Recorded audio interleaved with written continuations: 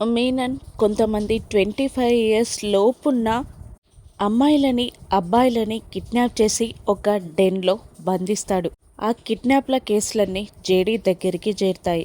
JD ఆ కేసులన్నీ solve చేస్తూ వాటి వెనకాలన్న రహస్యాన్ని అంచనా వేస్తూ కేడీతో ఇలా విశ్లేషిస్తుంది. కిడ్నాప్ అయిన వాళ్ళందరూ 25 ఇయర్స్ లోపు వాళ్ళే అని జేడీ అంటూ ఉండగా, ఏ కేసులో కూడా చిన్న క్లూ కూడా దొరకలేదు అని కేడీ అంటూ ఉంటాడు. మరోవైపు వాళ్ళందరినీ చేతులు కాళ్ళు కట్టేసి ఒక ఫ్లోర్ పైన పడేస్తారు. వాళ్ళ ముందు మీనన్ దర్జాగా కుర్చీలో కూర్చొని కాలు మీద కాలు వేసుకొని సిగరెట్ తాగుతూ వాళ్ళ భయంతో వణుకుతున్న ఫేస్లని చూసి సంతోషపడుతూ ఉంటారు.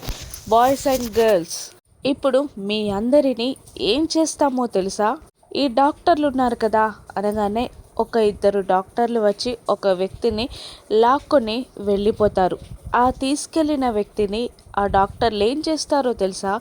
మాకు కావలసిన లివర్, కిడ్నీ అన్ని ఆర్గాన్స్ అన్నీ తీసుకున్నాక అని అంటుండగా, మరొక ఇద్దరు రౌడీలు తీసుకెళ్లిన వ్యక్తిని ఒక వైట్ క్లాత్లో చుట్టి బయటికి తీసుకొస్తారు. అదిగో చూసారా, ఆ రౌడీల అంకుల్స్ వైట్ క్లాత్లో చుట్టి మిమ్మల్ని బయటికి తీసుకొచ్చి పూడ్చిపెట్టేస్తారు అని మీనన్ అంటూ ఉండగా భయంతో వణుకుతూ ఉంటారు వాళ్ళందరూ.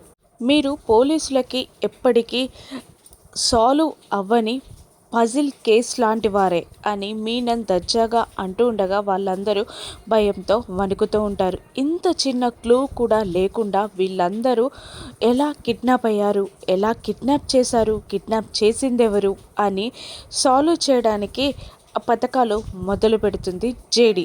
ఈ కిడ్నాప్ల వెనకున్న మీనన్ని పట్టుకొని జేడీ ఎలా బుద్ధి చెప్పి వాళ్ళందరినీ ఎలా కాపాడుతుందో రానున్న ఎపిసోడ్స్లో చూద్దాం. Thank you for watching.